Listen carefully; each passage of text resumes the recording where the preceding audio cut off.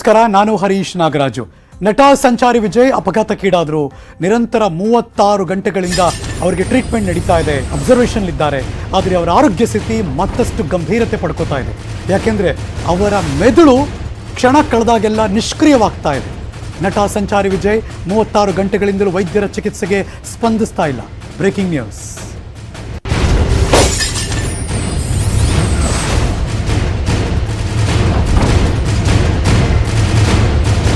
ಸಂಚಾರಿ ವಿಜಯ್ ಅವರ ಮೆದುಳಿನಿಂದ ಯಾವುದೇ ಪ್ರತಿಕ್ರಿಯೆ ಬರ್ತಾ ಇಲ್ಲ. ಇನ್ನಷ್ಟು ಊತ ಕಾಣಿಸ್ಕೊಂಡಿದೆ, ಅಂದರೆ ಸ್ವೆಲ್ಲಿಂಗ್ ಜಾಸ್ತಿ ಆಗ್ತಾ ಇದೆ. ಇದನ್ನು ಡಾಕ್ಟ್ರೇ ಹೇಳಿದ್ರು ಬ್ರೈನ್ ಫೇಲ್ಯೂರ್ ಅಂತ ಕರಿತೀವಿ. ಸೊ ಬ್ರೈನ್ ಫೇಲ್ಯೂರ್ ಆಗೋಗಿದೆ. ICUನಲ್ಲಿ ವೆಂಟಿಲೇಟರ್ನಲ್ಲಿ ಇದ್ದಾರೆ, ಉಸಿರಾಡ್ತಿದ್ದಾರೆ, ಹಾರ್ಟ್ ಫಂಕ್ಷನ್ ಆಗ್ತಾ ಇದೆ, ಯೂರಿನ್ ಪಾಸ್ ಮಾಡ್ತಿದ್ದಾರೆ, ಎಲ್ಲ ಕರೆಕ್ಟು. ಆದರೆ ಅವರ ಉಸಿರಾಟದ ತೊಂದರೆ, ಬಿಕಾಸ್ ಅವ್ರಿಗೆ ಲೈಫ್ ಸಪೋರ್ಟ್ ಕೊಟ್ಟಿದ್ದೀವಿ, ಮತ್ತು ಅವರ ಮೆದುಳು ಕೆಲಸ ಮಾಡ್ತಿಲ್ಲ, ಒಂಚೂರು ರೆಸ್ಪಾಂಡ್ ಮಾಡ್ತಿಲ್ಲ 36 ಗಂಟೆಗಳಿಂದ. ನನ್ನೆ ಬೆಳಗ್ಗೆ 4:30ಕ್ಕೆ ಆಪರೇಷನ್ ಮುಗಿತ್ತು. ಅಲ್ಲಿಂದ ನ್ಯೂರೋ ICUನಲ್ಲಿ ಟ್ರೀಟ್ಮೆಂಟ್ ಮುಂದುವರಿತಾ ಇದೆ, ಅಬ್ಸರ್ವೇಷನ್ ನಡೀತಾನೆ ಇದೆ. ವಿಜಯ್ ಅವರ ಉಸಿರಾಟದಲ್ಲೂ ಕ್ಷಣಗಣನೆ, ಅಂದರೆ ಕ್ಷಣಿಸ್ತಾ ಇದೆ ಅದು ಪ್ರತಿ ಕ್ಷಣ ಕೂಡ. ಮೆದುಳು ಗಾಯದಿಂದ ಸಂಚಾರಿ ವಿಜಯ್ ರಿಕವರಿ ಆಗೋದು ಬಹಳ ಕಷ್ಟ ಆಗ್ತಾ ಇದೆ. ಇದನ್ನು ಸ್ವತಃ neurosurgeon doctor Arun L Nayak ಮಾಹಿತಿ ಕೊಟ್ಟರು. ಅಪಘಾತದ ಬಳಿಕ ವಿಜಯ್ ಮೆದುಳಿನಲ್ಲಿ ತೀವ್ರ ರಕ್ತಸ್ರಾವ ಆಯಿತು. ಅವ್ರು ಬಂದಾಗಲೇ ಸಂಚಾರಿ ವಿಜಯ್ ಮೆದುಳಿಗೆ ತೀವ್ರ ಸ್ವರೂಪದ ಗಾಯ ಆಗಿತ್ತು. ಇನ್ಫ್ಯಾಕ್ಟ್ ಅವರ ತಲೆ ಭಾಗಕ್ಕೆ ದೊಡ್ಡ ಫ್ರ್ಯಾಕ್ಚರ್ ಆಗಿತ್ತು. ಹಂಗೆ ನೋಡೋಕೋದ್ರೆ ಸ್ಕಲ್ಗೆ. ವೈದ್ಯರಿಂದ ಮೆದುಳಿನ ಆಪರೇಷನ್ ಆಯಿತು. ಇಲ್ಲಿ ತನಕ ಅವರ ಮೆದುಳು ರೆಸ್ಪಾಂಡ್ ಮಾಡ್ತಿಲ್ಲ ಅಂತ ಡಾಕ್ಟರ್ ಅರುಣ್ ಎಲ್ ನಾಯಕ್ ಅವರೇ ಮಾತಾಡಿದ್ರು. ಅವ್ರೇನು ಮಾತಾಡಿದ್ರು ಬನ್ನಿ ನೋಡೋಣ. ಆಸ್ಪತ್ರೆಗೆ ಬಂದು ಭರ್ತಿಯಾಗಿ 36 ಗಂಟೆಗಳು ಆಗಿದ್ದಾವೆ. ಅವರು ಮೊನ್ನೆ ಮಧ್ಯರಾತ್ರಿ ಸುಮಾರಿಗೆ ಆಸ್ಪತ್ರೆಗೆ ಬಂದಿದ್ದರು. ಆಸ್ಪತ್ರೆಗೆ ಬಂದು ಅವರು ಬಂದಾಗಲೇ ಅವರ ಏನು ಪರಿಸ್ಥಿತಿ ಏನಿದೆ ತುಂಬ ಕೆಟ್ಟದಾಗೇ ಇತ್ತು. ಅವರು ಡೀಪ್ಲಿ ಅನ್ಕಾನ್ಷಿಯಸ್ ಆಗೇ ಇದ್ದರು. ಪೂರ್ತಿ ಮಟ್ಟಿಗೆ ಅವರು ಪ್ರಜ್ಞಾಹೀನ ಸ್ಥಿತಿನಲ್ಲೇ ಇದ್ದರು. ಆದರೆ ಅವರು ಉಸಿರಾಡ್ತಾ ಇದ್ದರು. ಸೊ ಉಸಿರಾಡ್ತಾ ಇದ್ದ ಒಂದು ಉದ್ದೇಶದಿಂದ ನಾವು ಅವ್ರಿಗೆ ಇಮಿಡಿಯೇಟಾಗಿ CT ಸ್ಕ್ಯಾನ್ ಮಾಡಿದ್ವಿ, ಬ್ರೈನ್ದು CT ಸ್ಕ್ಯಾನ್ ಮಾಡಿದ್ವಿ.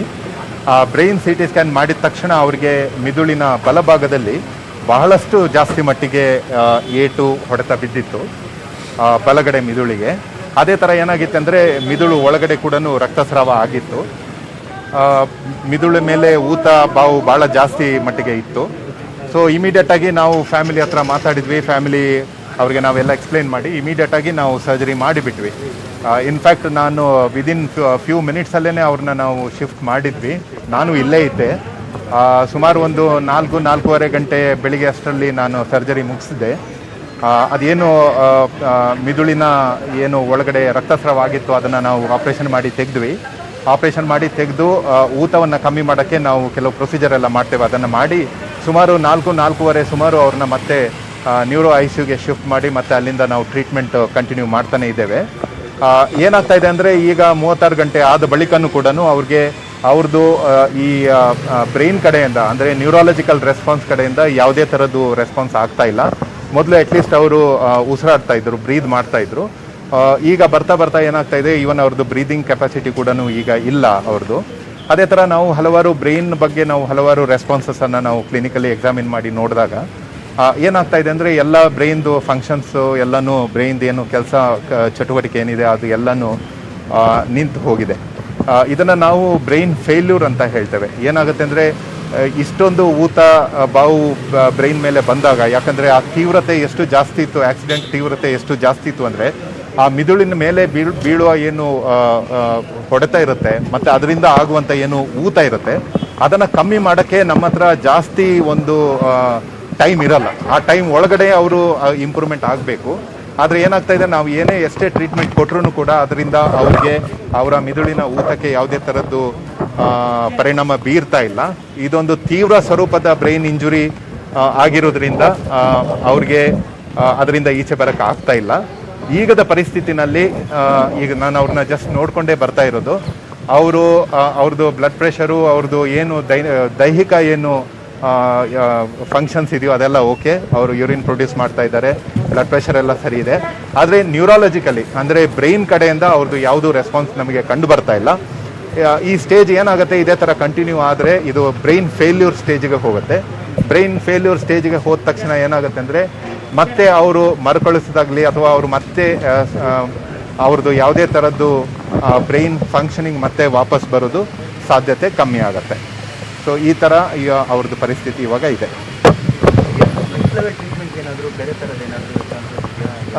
ಅವ್ರಿಗೆ ಏನೇನು ಟ್ರೀಟ್ಮೆಂಟ್ ಕೊಡಬೇಕು, ಈಗ ಬ್ರೈನ್ ಮಿದುಳುಗೆ ಬಿದ್ದಿರೋ ಹೊಡೆತನೇ ಇರ್ಬೋದು ಅಥವಾ ಸ್ಟ್ರೋಕೇ ಇರ್ಬೋದು, ಇವಕ್ಕೆಲ್ಲ ಏನು ಟ್ರೀಟ್ಮೆಂಟ್ ಇರುತ್ತೆ ಅದರದ್ದೆಲ್ಲ ಪ್ರೋಟೋಕಾಲ್ ಪ್ರಕಾರನೇ ನಾವು ಟ್ರೀಟ್ಮೆಂಟ್ ಕೊಡ್ತಾ ಇರೋದು. ಯಾವುದನ್ನು ನಾವು ಕಮ್ಮಿ ಮಾಡಿಲ್ಲ. ನಿನ್ನೆ ರಾತ್ರಿ ಮೆಡಿಕಲ್ ಬುಲೆಟನ್ನಲ್ಲಿ ಕೂಡ ನಾನು ಅದನ್ನೇ ಹೇಳಿದೆ, what ever possible treatment we are extending all the support ಅಂತ.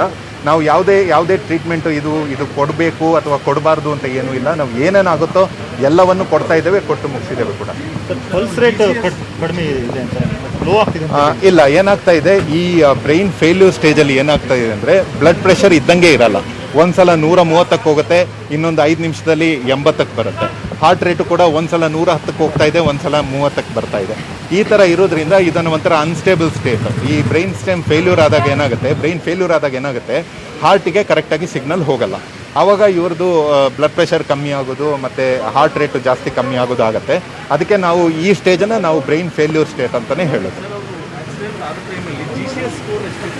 ಅವ್ರದ್ದು GCS ಸ್ಕೋರ್ ಅವ್ರು ಬಂದಾಗಲೇ 3 ಇತ್ತು. ಸೊ GCS ಅಲ್ಲಿ 3 ಕಮ್ಮಿ, 3ಕ್ಕಿಂತ ಕಮ್ಮಿ ಆಗಲ್ಲ ಅದು. ಸೊ 3 ಇತ್ತು, ಅವ್ರು ಬಂದಾಗ್ಲೂ 3 ಇತ್ತು.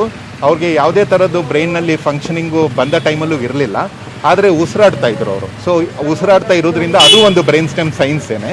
ಸೊ ಆದ್ದರಿಂದ ನಾವು ಅವ್ರಿಗೆ ಸ್ಕ್ಯಾನ್ ಮಾಡಿ ಸರ್ಜರಿ ಮಾಡಿದ್ದು ಕೂಡ. Is in the deepest possible coma. ಅವರು ಬಂದಾಗಿಂದ ಹಿಡ್ಕೊಂಡು ಇಲ್ಲಿ ತನಕನೂ ಅವರು is in the deepest possible coma. ಅಂದರೆ ನೀವು GCS ಅಂತ ಹೇಳ್ತಾ ಇದ್ರಿ, ಅದು 3 ಇತ್ತು, ಈಗಲೂ 3 ಇದೆ ಅವ್ರದ್ದು. ಅದು ರೇಸ್ ಆಗಬೇಕು ಅಂದರೆ ಅವ್ರು ಮತ್ತೆ ಕಣ್ಣು ತೆಗಿಬೇಕು, ಅವ್ರ ಕೈಕಾಲು ಮೂವ್ಮೆಂಟ್ ಮಾಡಬೇಕು, ಅವ್ರು ಮತ್ತೆ ಅವ್ರ ರೆಸ್ಪಾನ್ಸ್ ಬ್ರೈನಿಂದ ತೋರಿಸ್ಬೇಕಲ್ಲ. ಅದಾಗೋಕ್ಕಿಂತ ಮೊದಲೇ ಬ್ರೈನ್ ಸ್ಟೆಮ್ ಫೇಲ್ಯೂರ್ಗೆ ಹೋದರೆ ಅಥವಾ ಬ್ರೈನ್ ಫೇಲ್ಯೂರ್ಗೆ ಹೋದರೆ, ಯಾಕಂದರೆ ಬಿದ್ದಿರುವ ಹೊಡೆತ ಎಷ್ಟು ಜಾಸ್ತಿ ಇತ್ತು ಅಂದರೆ ಅವರ ತಲೆಬುರುಡೆ ಕೂಡ ಫ್ರ್ಯಾಕ್ಚರ್ ಆಗಿತ್ತು. ಸೊ ಅಂಥದ್ರಲ್ಲಿ ಏನಾಗುತ್ತೆ ಅಂದರೆ ಆ ಟೈಮಲ್ಲಿ ಆಗಿರುವ ಏನು ಇಂಜುರಿ ಏನಿರುತ್ತೆ, ಬಾವು ಊತ ಏನಿರುತ್ತೆ, ಅದನ್ನು ನಾವು ಆಮೇಲೆ ಕಮ್ಮಿ ಮಾಡೋಕ್ಕೆ ನಮ್ಮ ಹತ್ರ ಜಾಸ್ತಿ ಟೈಮ್ ಇರಲ್ಲ. ಅದಕ್ಕಿಂತ ಮೊದಲೇ ಅವರು ಡಿಟೇರಿಯೇಟ್ ಆಗಿ ಅದು ಸ್ಪಂದಿಸದೇ ಇರ್ಬೋದು ಟ್ರೀಟ್ಮೆಂಟ್ಗೆ. ಅದೇ ಥರ ವಿಜಯ್ ಅವ್ರ ಕೇಸಲ್ಲೂ ಅದೇ ಥರ ಆಗ್ತಾ ಇದೆ.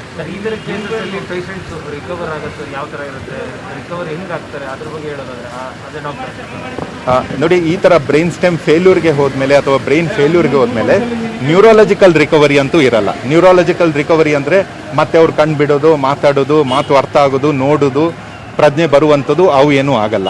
ಆದರೆ ಏನಿರುತ್ತೆ ಅಂದರೆ ಬ್ಲಡ್ ಪ್ರೆಷರು, ಆಮೇಲೆ ಪಲ್ಸ್ ರೇಟು, BP, ಯಾಕಂದರೆ ಅವರು ಫುಲ್ ಲೈಫ್ ಸಪೋರ್ಟ್ ಸಿಸ್ಟಮಲ್ಲಿ ಇದ್ದಾರೆ, ವೆಂಟಿಲೇಟರ್ ಮೇಲೆ ಇದ್ದಾರೆ. ಸೊ ವೆಂಟಿಲೇಟರ್ ನಾವು ಎಲ್ಲಿ ತನಕ ಇಡ್ತೇವೋ ಅಲ್ಲಿ ತನಕನೂ ಎಲ್ಲ ಕೆಲಸ ಕಾರ್ಯಗಳು ನಡ್ಕೊಂಡು ಹೋಗ್ತವೆ. ಉಸಿರಾಟನೂ ನಡೆಯುತ್ತೆ, ಹಾರ್ಟು ಬೀಟ್ ಆಗ್ತಾ ಇರುತ್ತೆ, ಆಮೇಲೆ ಜೀರ್ಣಕ್ರಿಯೆನೂ ಆಗ್ತಾ ಇರುತ್ತೆ, ಕಿಡ್ನಿನೂ ಕೆಲಸ ಮಾಡ್ತಾ ಇರುತ್ತೆ, ಎಲ್ಲ ಹೋಗ್ತಾನೆ ಇರುತ್ತೆ. ಸೊ ಆದ್ದರಿಂದ ಫುಲ್ ಲೈಫ್ ಸಪೋರ್ಟ್ ಸಿಸ್ಟಮ್ನ ನಾವು ಕಂಟಿನ್ಯೂ ಮಾಡ್ತೇವೆ. ಇದು ಡಾಕ್ಟರ್ ಅರುಣ್ ಎಲ್ ನಾಯಕ್ ಅವರು